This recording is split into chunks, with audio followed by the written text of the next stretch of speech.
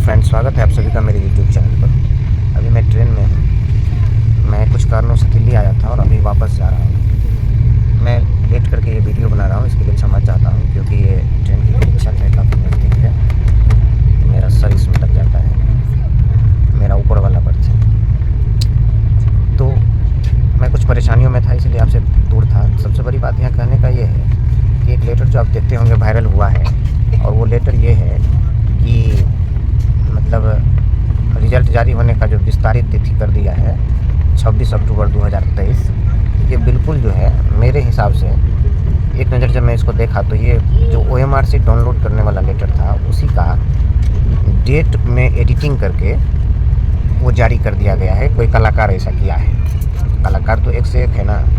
अब इस चक्कर में क्या होगा, कोई बाहर है तो उनका छूट जाएगा, कोई ये सोचेंगे घर पे भी है तो डेट बढ़ गया। लोग किसी न किसी तरह से धोखा देने में लगे हुए। एक तो लोग दे रहे हैं धोखा, ये तो अलग बात है। दूसरी, आयोग का भी कोई ठिकाना नहीं। क्या बोल रही है 10 दिन में रिजल्ट देंगे, 15 दिन में रिजल्ट देंगे, इतना तारीख को रिजल्ट आ जाएगा। होते होते होते लोग एकदम इंतज़ार करते करते ना कोई डेट ना कोई ठिकाना। डेली एक बार रिजल्ट आ जाता है। विभाग की बात सुनिए तो एक बार डेली रिजल्ट आ जाता है। आते आते शाम तक लोग को कुछ नहीं मिलता है, तो लोग तो परेशान हैं। अब मैं तो यही कहूँगा माननीय अध्यक्ष महोदय जिसे कि एक तो निर्धारित तिथि ही दे दीजिए। 5 दिन बाद ही रिजल्ट जारी किया जाए, पर लोगों को एक तो निर्धारित तिथि दे दीजिए कि इसी तारीख को रिजल्ट जारी हो। ऐसे डेली आज होगी कल होगी, 10 तारीख से 15 के बीच में होगी, 16 तक होगी, कभी कुछ कभी प्रथम सप्ताह में होगी, कभी द्वितीय सप्ताह में होगी। ठीक है, जो भी अड़चने हैं वो भी मायने रखता है और बहाली सही से होनी चाहिए, ये तो अच्छी है ही। पर आप 5 दिन बढ़ा के ही दे दीजिए, लेकिन फिक्स दे दीजिए। आप दुर्गा पूजा के बाद ही दीजिए, लेकिन फिक्स दे दीजिए। ऐसे एकदम लोग परेशान हैं, ना वो घर के हैं ना बाहर के हैं, कहीं वो जा भी नहीं पा रहे हैं, या कहीं हैं तो कैसे आएँ, किस सेटिंग से कर क्या करें। कई लोग तो इस चक्कर में बेचारा रिजाइन भी, पहले वाले जॉब को रिजाइन भी कर दिए। अब यहाँ पर ये तो होना ही था।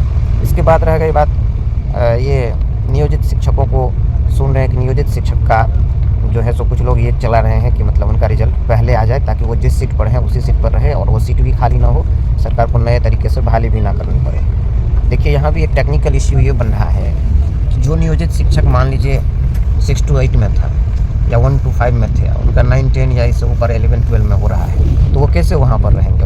वो भी तो प्रमोशन चाह रहे हैं ना। तो इस हिसाब से कोई अगर हो कि वो वहीं रहे, नियोजित शिक्षक वाली श्रेणी में रहे, पर उनका प्रमोशन हो, ऐसे भी लोग हैं। अगली जो बात है वो ये कि नियोजित शिक्षकों के लिए जो विशिष्ट शिक्षक नियमावली का प्रारूप आया है, उसमें कुछ शिक्षक संगठन उसका समर्थन भी करते हैं और कुछ इसका समर्थन नहीं भी करते हैं।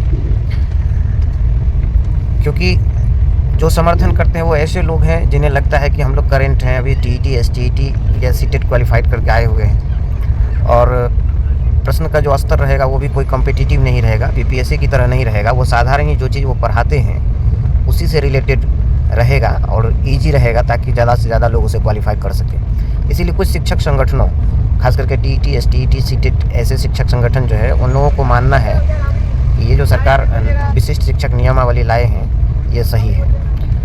और कुछ शिक्षक संगठन इसे खराब मान रहे हैं क्योंकि उनकी मांग थी बिना कोई शर्त का राजकर्मी का दर्जा।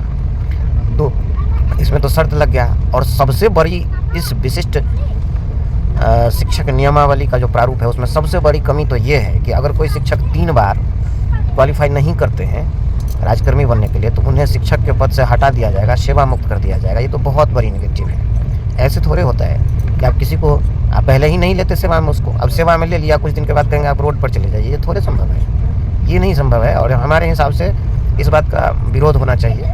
ये संभव नहीं है, इसका विरोध निश्चित ही होना चाहिए। हालांकि मेरी बात में आप लोग को कुछ आदमी को बुरा भी लगे, लेकिन बुरा नहीं मानिएगा, सबके लाइफ की सवाल है। वो तो कहीं और नहीं ना गए शिक्षक के चक्कर में। वो जब शिक्षक बन चुके तो और कोई जॉब तो वो नहीं किए, अब नए सिरे से वो किस चीज़ में जाएंगे? तो ये चीज़ है।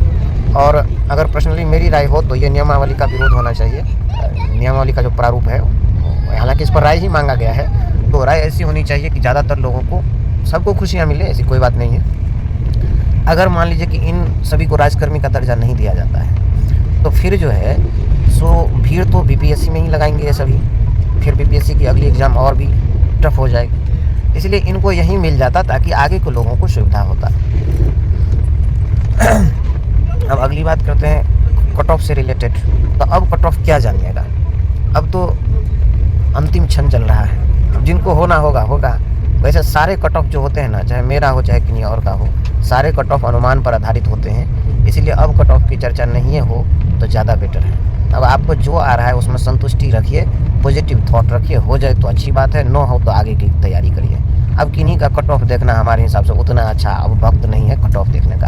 अब तो पेपर तैयारी करने का वक्त है टीवी के लिए, या शिक्षा विभाग की ओर से जो भी टीवी कराया जाएगा। तो इन सारी बातों को ध्यान में रखिए और अब कट ऑफ वाली बात नहीं रह गई। एक और जो न्यूज़ है वो ये है कि रिज़ल्ट जारी करने का जो शेड्यूल था वो 12 तारीख, मतलब आज के बारे में सुने थे कि 11-12 का रिज़ल्ट जारी किया जाएगा। लोग वेट कर रहे हैं, लेकिन ना तो ऐसा कोई ट्वीट आ रहा है, ना ही वेबसाइट पर कुछ आ रहा है, और ना ही किसी चैनल के थ्रू कोई सूचना मिल रही है। तो इस तरह से वेट करिए, देखिए।